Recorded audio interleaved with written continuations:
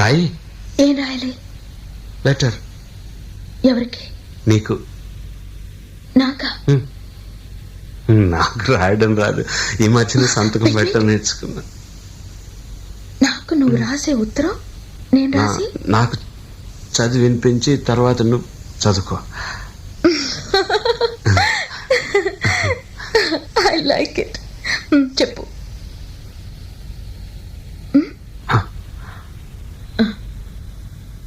నా ప్రియ, ప్రేమతో నీకు నీకు నే రాసే నేను రాసే ఉత్తరం. ఉత్తరం లెటర్ లేక కాదు, ఉత్తరమే అని రా.